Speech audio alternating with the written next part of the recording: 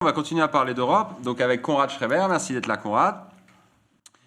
Ministre de l'agroécologie, du Gouv, tu es ingénieur agronome, ancien agriculteur, spécialiste de la fertilité des sols et de la séquestration du carbone par ces mêmes sols via la photosynthèse. Tu as travaillé avec de nombreuses associations et tu animes depuis quelque temps un réseau de fermes autonomes en protéines appelé la Vache Heureuse. Tu travailles aussi avec l'Institut pour une agriculture durable. Tes travaux portent sur la fertilité grâce au biomimétisme et à la régénération des sols, en un mot le génie végétal. Et on peut retrouver tes travaux en grande partie sur la chaîne Vers de Terre Production. Alors, lorsqu'il s'est agi de décider d'un premier dossier à travailler pour ton ministère, tu nous as dit vouloir faire un bilan de la PAC et évaluer les perspectives donc, de la politique agricole commune, qui a subi beaucoup de réformes depuis l'époque de sa création, à l'époque où le général de Gaulle l'avait imposé au reste de l'Europe des Six.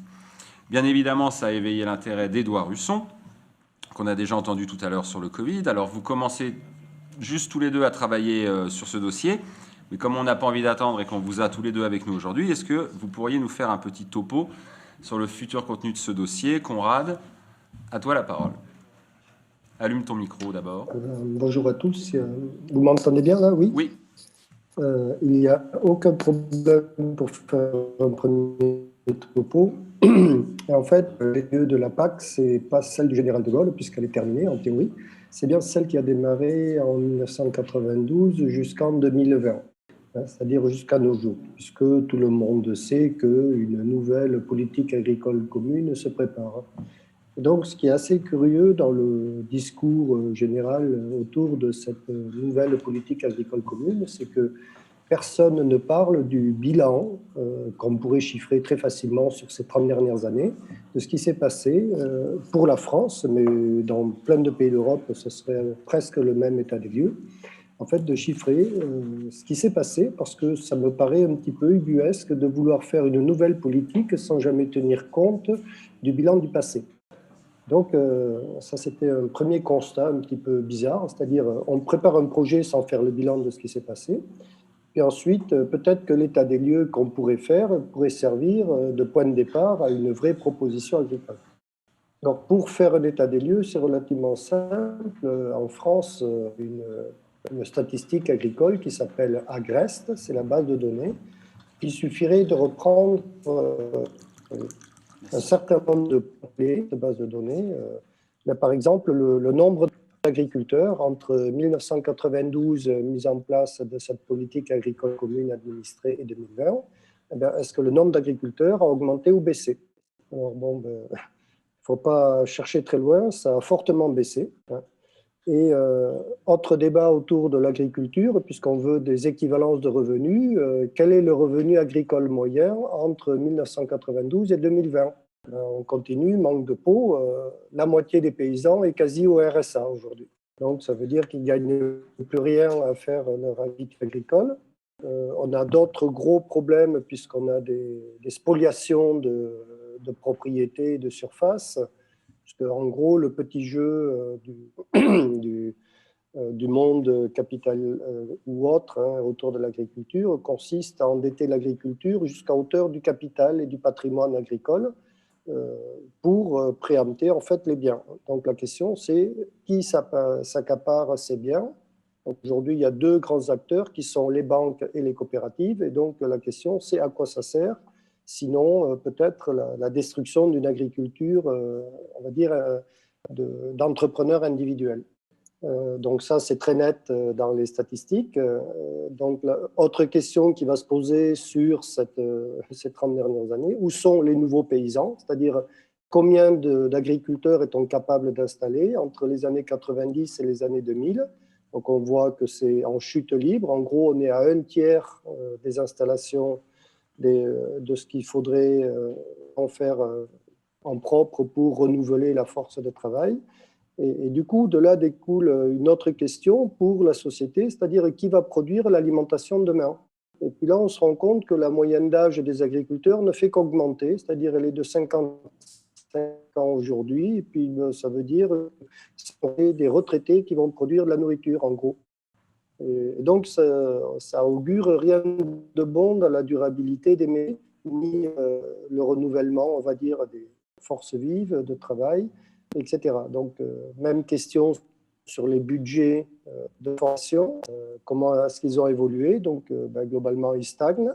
Et finalement, on a une cerise sur le gâteau, c'est-à-dire que la France, elle est en prise avec une très forte perte d'autonomie alimentaire, alors que c'était le premier pays en production agricole en Europe. Alors, qu'est-ce qui s'est passé? C'est le rapport du Sénat qui a été fait en 2019. La production agricole stagne depuis 1997. Et en 2022, les prospectives du Sénat prévoient que la France devient importatrice nette d'alimentation. Donc, je dis bravo la PAC, hein, parce que je ne sais pas comment on va continuer dans le cadre du Covid ou autre chose. Ensuite, l'autonomie en protéines, si c'est un vœu pieux aujourd'hui, c'est absolument pas un problème résolu.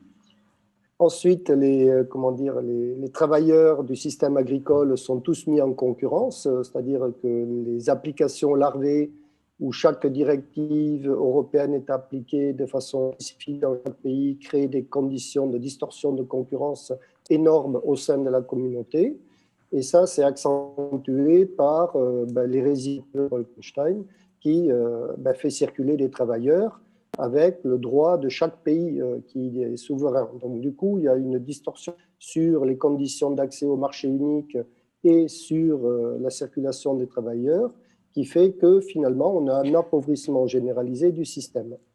Alors, autre débat avec la PAC, on a institutionnalisé l'importation, c'est-à-dire c'est les grands débats autour des CETA, des OGM, l'importation de l'eau par l'importation des produits, des problèmes sur les TVA et les hormones. Donc, en fait, rien n'est résolu en termes de libre concurrence, puisqu'elle est systématiquement faussée par la politique agricole commune.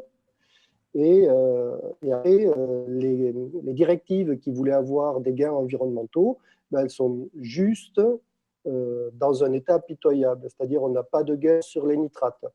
Alors c'est réussi quasi nulle part en Europe. Alors peut-être la montagne où il n'y en avait déjà pas beaucoup, mais ça s'arrête là.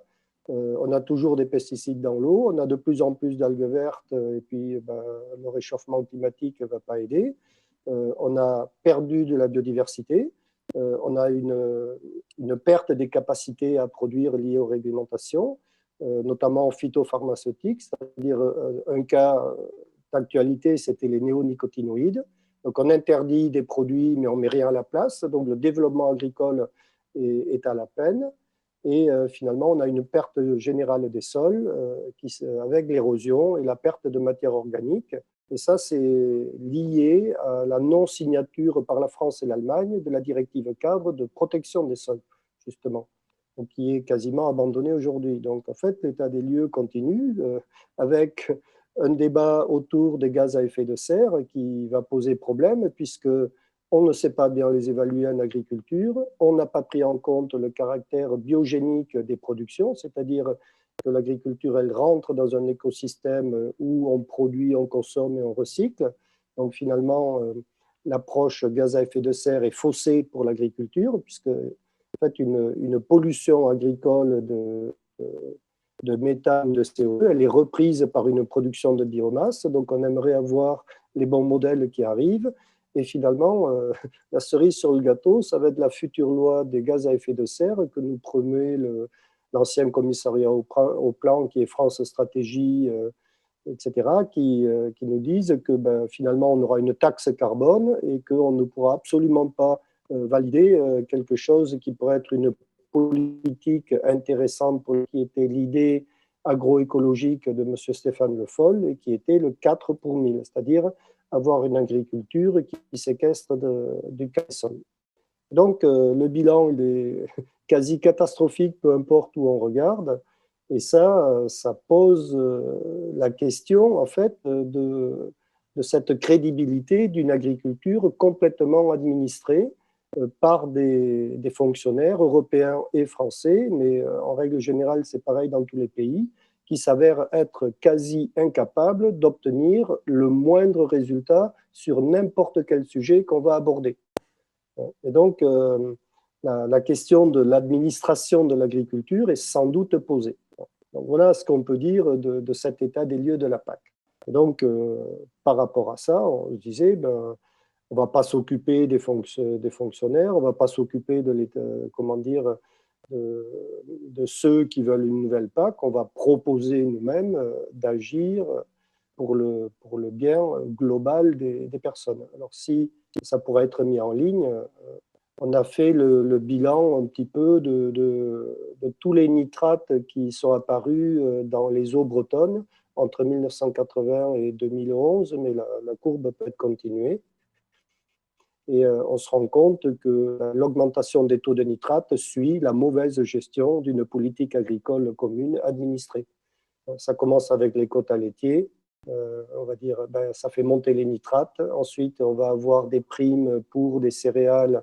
Et donc, ça détruit 400 000 hectares de cultures fourragères liées à la perte de l'élevage laitier. Et donc, globalement, toute cette matière organique issue des cultures fourragères, parce que c'est des sols riches en matière organique, va finir dans l'eau. On va passer de 20 à 50 mg de nitrate et on n'a quasiment pas baissé la concentration en nitrate dans l'eau. S'y ajoute l'érosion, les matières en suspension et les pesticides et la perte de biodiversité. Donc, en fait, aujourd'hui, on est dans une catastrophe provoquée par l'administration elle-même. Et donc, on accuse les agriculteurs, ça s'appelle l'agribashing, et ça commence à être beaucoup trop voyant. C'est comme le nez au milieu d'une figure. Il y a tout un tas d'erreurs de gestion et de compréhension, et qu'on a des venir à l'essentiel pour proposer une autre politique agricole. Merci beaucoup. Donc voilà un petit peu où on en est dans le bilan de ce dossier qui, à mon avis, mériterait d'être étoffé par des chiffres réels. Mais globalement, vous allez avoir ce fil rouge qui apparaît partout. Le gros débat, il est de défendre le projet agroécologique, c'est-à-dire c'est une agriculture qui va produire et protéger. Et à un moment donné, il va quand même falloir que peut-être un certain nombre de débats fondamentaux soient véhiculés, notamment celui du choix de société de demain. Est-ce qu'on veut une société complètement artificielle, qui est nécessaire si on veut aller sur Mars, par exemple, ou est-ce qu'on veut avoir une société qui se développe avec la nature et la logique de fonctionnement de la biologie? Parce qu'il y a peut-être beaucoup plus de solutions dans la biologie que dans le monde artificiel. Et ça, on commence à le deviner, c'est-à-dire que ce sont les plantes qui ont fabriqué la terre dont on est issu. Et donc, à un moment donné, il y a beaucoup plus de solutions, je dirais, sous nos pieds, où il se met en place un monde infini, alors que le monde artificiel, c'est un monde fini où la pénurie va régner en maître, sauf peut-être pour quelques nantis. Et donc, dans ce débat-là, il faut quand même comprendre que la biologie nous a inventé un système où, avec très peu de CO2, il n'y en a quasiment pas dans l'atmosphère, eh bien, toute la vie sur Terre est possible. Donc, c'est un cycle, produire, consommer, recycler. Parce que la biologie, elle est acteur de ce cycle, tout est recyclé, donc elle ne manque jamais de ressources. Et donc ça, c'est les fondements de la durabilité. De toute façon, la gestion est relativement simple. On se rend compte que quand on s'attaque à copier le fonctionnement de la nature, on peut maîtriser des coûts de production qui n'augmentent plus, voire même maîtriser à la baisse, puisque c'est la production totale de biomasse qui a né le corollaire. Plus vous produisez de végétal, moins c'est cher à produire, en fait, finalement. Et donc, les végétaux ont une capacité énorme de réponse, surtout si vous introduisez la fertilité, la séquestration du carbone comme pilier de développement. Et à un moment donné, vous devez vous réattaquer à votre marché interne. C'est la première règle. Donc là, on peut quand même avoir un tout petit peu d'optimisme en sachant que globalement, si on mettait un petit peu des règles de marché correctes, c'est-à-dire que si l'administration faisait jouer son rôle dans la libre concurrence non faussée, ça veut dire des salaires au même niveau, etc., pour l'ensemble du monde, ou l'ensemble des matières qui circulent, à un moment donné, de toute façon, il sera toujours beaucoup plus cher d'importer que de produire localement. Donc, en fait, c'est un retour aux bonnes règles de la libre concurrence, c'est-à-dire les mêmes règles pour tous. Ça veut dire que si le salaire il est de 100 en France, il doit être de 100 au Mexique également. Donc, et ça se fait par la taxation, l'importation et les règles de douane.